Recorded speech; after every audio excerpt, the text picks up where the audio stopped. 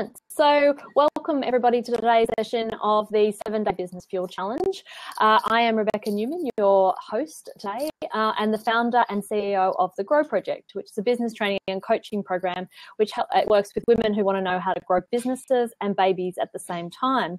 And for me, part of how I grow businesses and babies at the same time is working with people, especially like Lisa. So Lisa is a doctor of Chinese medicine. Today we're not going to talk about Chinese medicine, but she is a doctor of Chinese medicine. She's the director of the Yoga House, the Natural Elements Clinic, and also the executive director of the Therapy Yoga and Zen Shiatsu School. So thank you, Lisa, for coming to play on our session today. Thank you, Beck, and I'm really looking forward to it. I love women, and I love the way they can actually achieve the things they need to be doing in life, and I think that the yoga is one way that really, really supports them. Absolutely. So let's start off with how much fun you're having with your amazing co-conspirators who I imagine are there, your amazing co-directors of the Yoga House. Jen, are you there? Yes, Jen's here. So you do have some amazing directors there, Jen and Lynn, who I've had the good fortune of working with over the time as well. But when you and I, you want to say hello, Jen? Yes, Jen. Hello. Oh, you've got my favourite top on that I took a photo of you in the other day for my Instagram. So, Lise, when we were chatting about this the other day, we were chatting about the power of yoga. In some of the other calls, I've mentioned how I'd tried out different yoga for a completely different purpose before I met the Yoga House, and it just didn't quite connect for me. But when you and I were talking about it the other day, we thought that, well, you thought that a really good place to start would be why yoga has nothing to do with prancing ponies.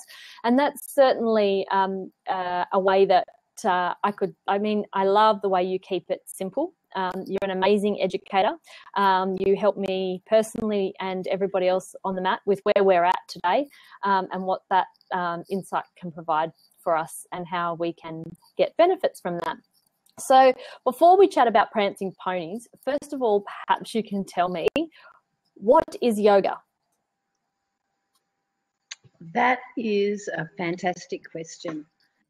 Yoga, for many people, has many different definitions, but as far as remedial therapy yoga is concerned, yoga simply means to be able to connect your mind with your body and to feel that you can make changes on an absolute physical level. This is what supports you to be able to make changes in the rest of your life. And how is that type of yoga different to other types of yoga, and how many types of yoga are there?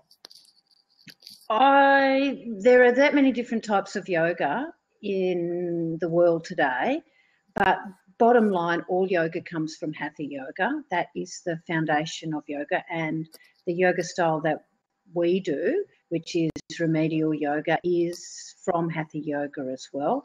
Just we have overlapped different levels on top of it. So we look at the functional body, we look at the structural body. So important that you can find balance within yourself. And it sounds a little bit too simple sometimes, but we forget these basic simple things. So if you're not balanced upper and lower, then you tend to get tired, which means that your lower body, which is, your legs, should be able to pick you up and carry you around. If it doesn't, then you get tight, stiff shoulders. It sounds very, very simple, but we do move specifically designed to firstly give you vitality, which is the balance of upper and lower. The next sort of balance that we look at in the body is balancing left and right, which equates, especially for women, like you're talking about having a business and also then being able to make a family and then support and grow and nurture your family. It's about the day-to-day balances in life. So what do you put in and what do you put out?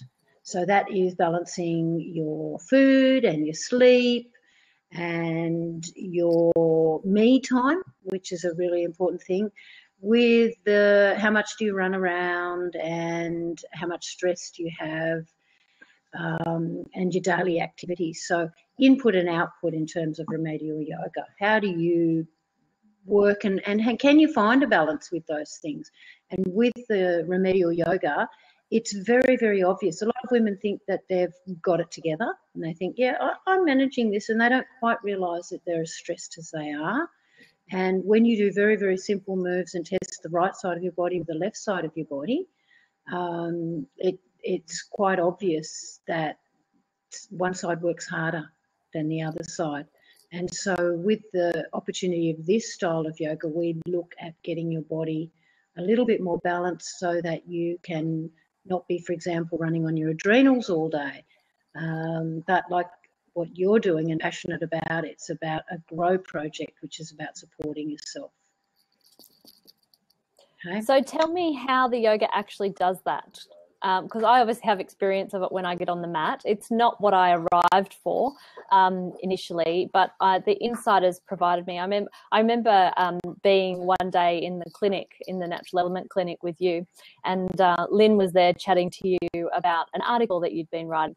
And we were talking about, okay, so that ultimate like goal of that, what is that beautiful little pithy sentence that is exactly what I do? And for me, what you've been able to do through yoga initially, and then also support in the clinic, is to return intuition to my body. So it's like, how did yoga help me return intuition to my body? And that kind of sounds complicated, but you keep everything very not complicated, Lise. So how does getting left and right and up and down get balanced with the remedial yoga? I think in a lot of our day-to-day lives, we forget how to feel our body. We run on overdrive and we get very, very stuck in our heads about things that we have to do, and we've got a task list and job list of things to tick off. And that when you come to class here at the Yoga House, what I really try to get you to do is actually feel how you feel. And a lot of people don't know how that is. You ask them, how do you feel today? And they go, oh, I'm good, because that's a learned response. It's something that they've been taught how to say. And I say, well, no, really, how do you feel? Let's do a move on, just use the right side of your body and then see how do you feel. And then we'll do a move on the left side of your body. And I say, now compare it. How does it feel? Does that feel easier or harder? And so I try to teach people to focus on, rather than thinking intellectually what's going on, to actually feel what is going on in their body. And for a lot of people, that's quite revolutionary, because we forget what it is we should be feeling. We start to intellectualize it. And the real reality is, how do you feel? Okay, what are you feeling today? Do you feel hot, or do you feel cold? Or after you've done that move, do you feel that that whole side of your body feels more relaxed? Or do you feel that you want to now be able to relax and go to sleep? Or do you feel like you could get up and lift, mountains of stuff? And I think for a lot, as I was saying before, for a lot of people, that is a new lesson for them, to come back and actually pay attention to themselves. And you call it me time, I call it me time. It is that time when you're in the class where you don't need to focus on whether you've cooked the dinner or done the washing or forgot to pick something up or sent an email. It's just to lie there and really rediscover what's been going on in your own body. And I think to be able to do that on a regular basis has been absolutely amazing for me. I remember I'm a very flexible kind of person. I'm naturally very bendy. And I remember first coming to yoga and kind of going, oh, yeah, I can do this. This is fantastic. And then the further I got into it, it's kind of like, oh, it's not necessarily just about being bendy. But I find on an ongoing basis, it tells me how I'm going. So like this morning, I actually thought I was going quite well. And then I lay on the mat and it's like, yep, this is not happening this morning. I cannot even lift my butt to do this tiny little hip lift. But I know that that's what it is today, and I'm able to use it to actually consider what my steps are going forward. And one of the other amazing things I find about your yoga is how you link the organs and the Chinese medicine in with what you do. For example, I have a little bit of a gallbladder thing that constantly, comes up. And so in terms of I'm happy to be a subject if you could chat about the gallbladder. And I bring it in as an example of, I wasn't taught this stuff at school. I don't understand the purpose of it in the body, and I don't, or didn't, and also how that shows up on a day-to-day basis. So as an example, and probably something that many business women, I imagine, that you treat in the clinic, have a bit of a thing happening with their gallbladder. It's one of the 12 organs in the body, in the meridian system. And interestingly, how we were talking about left and right balance being the day-to-day balance of, what you put in and what you get out at the end of every day. Gallbladder is on that particular framework. So it's how much do you put into yourself, or how much do you get out, or put out of yourself. And when we talk about the gallbladder, it relates with your body to your sides. And even though you were saying you are very flexible, it's an interesting thing to look at. Where is the flexibility in your body? Is it in the side of your body, or the inside of your thighs, or the back of your thighs? And I like to look on the gallbladder as a little bit like the secretary. The gallbladder is that I've got to get it all done. Okay, that's that sort of person. We've got like different personas within us, and that's what gallbladder's function is. It's a decision maker in the body in Chinese medicine. So in a lot of ways, it then sets the quality of the rest of your health. So we look at the liver as being the emperor. So the liver sort of says, I have this great idea. And the gallbladder says, well, it's great to hear you've got this idea. How on earth am I going to be able to do that? Okay, so it's a bit like the project team, and it says, right, well, first of all, I've got to book this a time, and I've got to make those appointments, and that's the gallbladder. It's down to the day-to-day busyness of how you get through your life, and we do a lot of that. And when we do a lot of that, trying to pigeonhole our day-to-day tasks, it's when we lose that ability then to just stop and take the breath and enjoy the free flow of life, the surprises and the fun and the enjoyment that comes out in you. And as you know, Beck, I've often said to you, walking's great, but walk through the bush, don't go walking on the path. Go, if you're going swimming, don't go swimming in the swimming pool. We're swimming in a controlled situation. You want that little bit of free flow, and that's what's important to keep us healthy and happy and more in touch with our artistic side of our body. That sort of, that nice little bit of, oh, that was a great surprise. I really enjoyed that. Go for a walk on the beach, not on a concrete path or around an oval. I often equate that to the therapy to a little bit like, because I'm not very artistic, but a bit like painting by numbers. Okay, so go and do some art, go and do some floral arrangement, or play, have some fun. Yep, we need to have that little bit of fun, because we absolutely have to still do those jobs as a parent.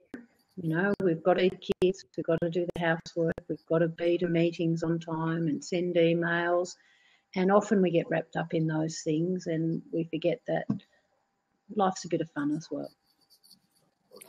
So tell me what happens on the yoga mat, because I think I haven't been fortunate to do your teacher training yet, but I know you teach people amazing things. How is it that yoga can feel like such a transformative process? What happens in a yoga class, in a therapeutic yoga class? The interesting things in yoga is that there are not a lot of things about your human body that you can manipulate, and that's why I do love this yoga. People often think there's more that you can manipulate in your life than what there really, really is. But honestly, all you can use to make a big change in your life is, number one, as we know, really importantly, Beck, is what do you eat? Okay, so food firstly is really important. And then the other two things that we can change in our lives are how do we breathe and how do we move. And that's the two things that we coordinate in the yoga class. They sound very, very simple. Let's change the way you breathe. And by changing the way you breathe, it changes the way you fuel your body and changes the way how you can eliminate things from your life, and how the different movements you do affect the way your body functions. Once your body's functioning a little bit better, then you can make structural changes to it as well.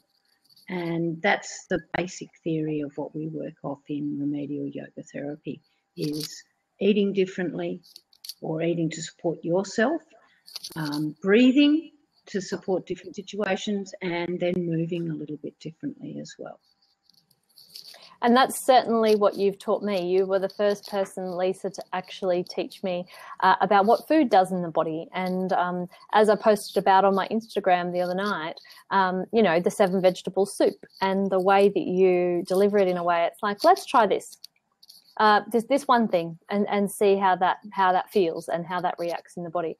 And the fact that food could actually be medicine was, you know, certainly what you taught me. And I then went on a wonderful route, and have been ever since, of looking at food therapy and how that works in the body, how it fuels the body, what the different modalities are.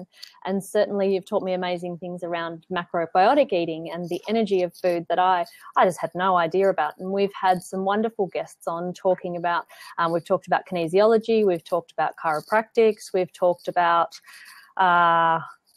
movement generally and how that affects the hormones, and we've had some wonderful discussions. I think for me, the yoga is something that I can come back to, and I really miss it when I'm not doing it as much as I would like. And part of that for me is that it allows me to create the space to spend some time on something that I really enjoy doing, and that provides me amazing insight. So tell me, Lise, I guess the one thing I often thought about when I used to walk around the bay there a little bit more, I used to think about what I'd have on a T-shirt if I had like a yoga house T-shirt, because I would often like to, you know, have like a big flag that said, "Oh my gosh, please go to yoga." You know, it's amazing. And one of the things I thought of one night was in one of Lynn's classes, who, of course, Lynn was the first teacher that I met and one of your co-directors there. And it was that my yoga teacher is mean and I like it. I'll have to tell her that.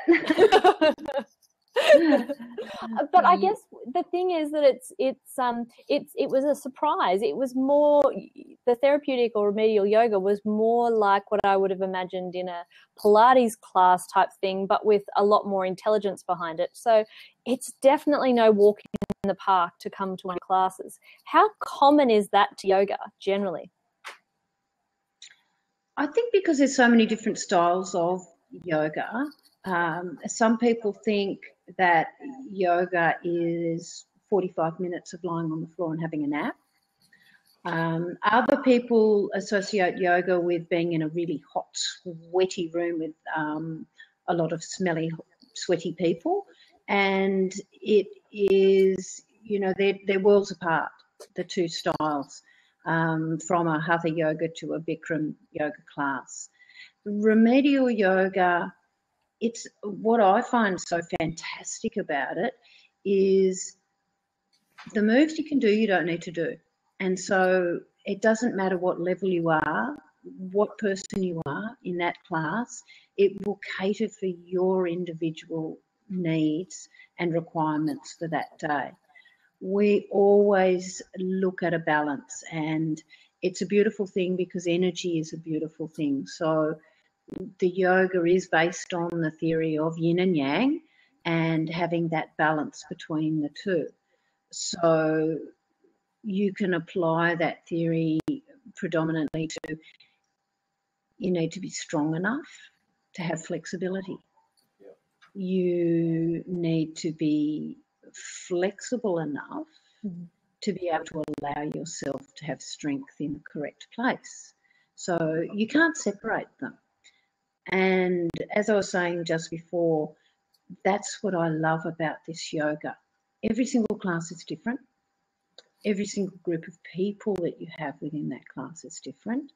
And as you said before, you went, well, I went into class today and I thought I was okay, but when I went to do that hip lift, it didn't feel as good as I know I felt it before. And the nice thing is that the yoga moves are always perfect. They are absolutely perfect every single day. And they become then your reference point. So, for example, if you want to take, say, quite a common posture like a triangle, all right, every single day within my mind, triangle is perfect. I do it to the right side, I do it to the left side, and I can picture it and see it absolutely perfectly. And yet, sometimes when I go to do it, it feels great. And then on another day, I'll go and do it, and it just might feel good only to one side, might feel good to the left and not to the right. And then on another day, it might feel terrible on both sides. My back might be achy, or my legs don't feel strong, or my shoulders feel tight. And so, as I say, the moves are perfect, but they give you then a reference point rather than you intellectually thinking how you feel, to really know where your level of health is on any given day. From that, then you've got two different options. You can either do the yoga to fix yourself to feel better, or you might need to maybe have a day off, have a rest. Or you might be able to achieve a lot more on those given days where you're feeling, things are looking great. So I like it because, as I said, it gives me a real reference point to where I am on any given day, rather than me getting up and going, well, I think I feel okay, and then going to work and hurting myself, or not feeling as good as what I could when I know I've got a huge day planned. And that's what a lot of us girls do. We think we can do everything all the time, every day, night and day, 7 days a week, 365 days of the year, where sometimes we need to just maybe go, okay, I need a day off, I need to sleep in. And then those are the sort of things that keep you healthy all year round, rather than pushing until you get sick and tired, and then often spend more time off work sick, and your family find it cranky, and it, becomes a bit of a spiral downwards for you. It's those reference points, Lise, that you've helped me to find. I would have had no idea what a gallbladder was. And would have had no idea what the stomach actually did, other than, somehow gets food and moves it through. And yep. And you've given me amazing reference points. And people often, I imagine there'll be a lot of people in my network and who are like, oh, finally we get to see this Lisa, the oracle is revealed. So oh no. But you've given me amazing reference points for myself in health. You've certainly helped me to have a reference point that is unlike I'd had in about 20 years, I think. So, and certainly when I was preparing to have my second bub, Danielle, you were there every step of the way, from the point when I was even thinking about having Danielle and understanding how I could have an absolutely amazing conception, pregnancy and birthing experience. And you taught me every step of the way. And before that, you and I had been, I guess, talking a little bit about food and doing little bits here and there, but it was really there where we spent a lot more time together. And that I had an amazing experience with amazing support. So I am forever grateful for all the lessons you have taught me, and I love your yoga, which is why I spend about 5 hours or so at the yoga house a week. And also I've been on your retreats, and I have another one coming up over the Anzac Day long weekend. And I've lost you as I'm telling you about all the awesome things that we worked on together. So hopefully Lise will jump back on so we can finish up the call. You can find details about the yoga house at Gladesville on their website if that is something that you're interested in. But the main thing I wanted to chat about today was that there are different types of yoga, and that there is a lot of amazing wisdom that sits behind yoga. And as part of that, I would really really encourage people who are looking at the way that they do move their body to consider all the different options that are available. And if you like something and it feels great, as Lisa was saying, then maybe that's a really good option for you. If you don't like it, or you're feeling inflammation in your body, or you're just not quite sure, you're not enjoying it, you need to change, then you know that there are other pieces out there. I think the biggest thing I noticed with the yoga house was it was unlike anything I'd ever had, and it worked really well for me, and it continues to work really well for me, which is why I love it, and I really miss it when I don't do it. I was fortunate, as I mentioned, to learn about food as medicine through Lisa. That was my initial introduction, and particularly the macrobiotic side of things. And that has informed me hugely with how I'm able to look at things and consider the energy that is provided by foods, which also ties in with what Dr. Nat was saying about the food side of things and the Chinese medicine side of things. So how are you going, Lise? Can you jump back on? I wanted to just finish off quickly about prancing ponies, and why that doesn't really have anything to do with yoga. If we can get you back on the line. I can see you've jumped on the call. Can I bring you on?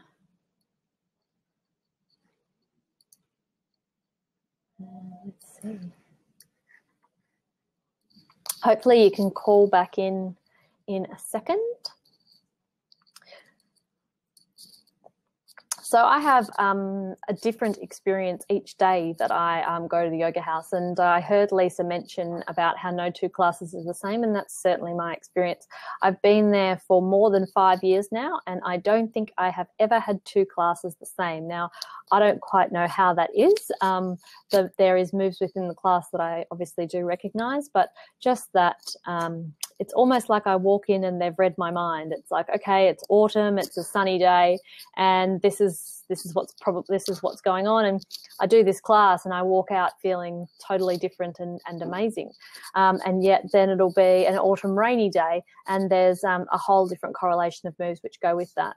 I guess with the therapeutic yoga, it is tying in those Chinese medicine elements of the organs, and each class ties in the function of a hollow organ paired with its respective solid organ.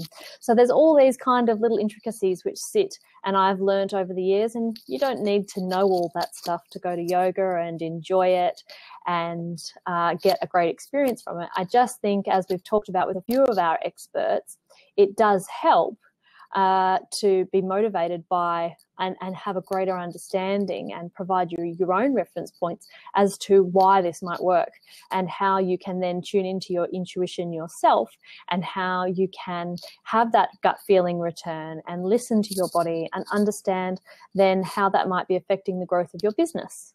Or the conception of babies, or the growth of your babies, or all of the topics that come with growing businesses and babies at the same time. I mean, we're talking about everything from morning sickness to induction of labour, and there's amazing insights that can be learned. And I know, I guess, on first conversation to be like, okay, how are you linking yoga with birth? But actually, when you look at all the different practices, for example, if you look at the practice of active birth, there's a lot of yoga moves in that. And so to be able to use those moves during labour, and again, we're not talking about prancing ponies here, we're just talking about helping what is the natural process and helping the body to do what it needs to do.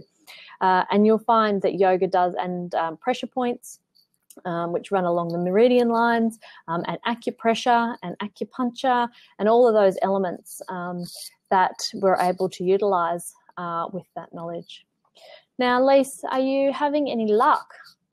Otherwise, we might not solve the mystery of prancing ponies. Let me see if I can see if you've jumped back on the call. Maybe not. We might have to write something out to everybody about why yoga is not about prancing ponies. I'll give it one more minute. If you are on the line and you haven't yet signed up for the 7-day Business Fuel Challenge, we would love to see you jumping in on that. We have the challenge printable, which you can download, which has all the different types of categories that fuel people up. We're talking about all the basics here. We're talking about breathing, we're talking about sleeping, we're talking about chewing, and then we've got those 5 areas. A lot of the time people know what fuels them up, but they're not actually using those elements in their own life on a regular basis. So the purpose of running the challenge is actually to do a bit of an audit, to look at where am I tracking and what do I know. A lot of the times people know they have all these tools, but they're not actually using them on a regular basis. So it's actually about the application of the tools rather than actually knowing what they are. We have provided you with some different fuel sources over the 7 days, and talked about different ways that you can be fueled that you might not be aware of, that are very, very effective, and that we're not necessarily taught from when we're young. So we have provided all those elements, and this gives you a check measure, and it also gives you an ability to think about how does my performance as an individual affect the growth of the business, and my personal growth as well. So I'm not sure that we're going to get Lisa back on the call. Jess, are you having any luck with reaching Lisa? If anyone does have any questions that they want to ask me about that I can fill in about yoga or anything that I might be able to answer around the space of how do I fit it in, or why, or anything like that, then feel free to put something in the chat box. You can put /Q and it will be able to pop up as a very clear question to me. But let's see.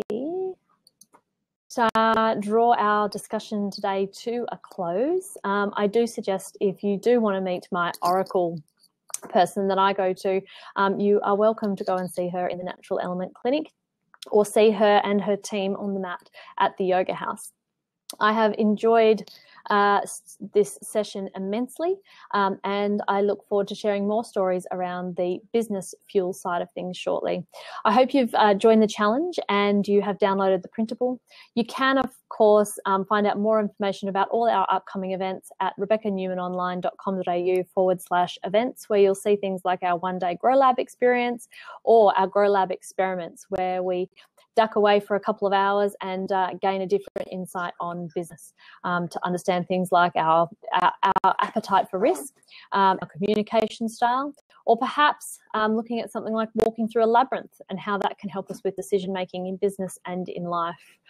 Of course, we'd love you to join in the journey with us on Facebook, Instagram and Twitter. And until then, hope you have a great day. Ciao for now. Thanks, Lise.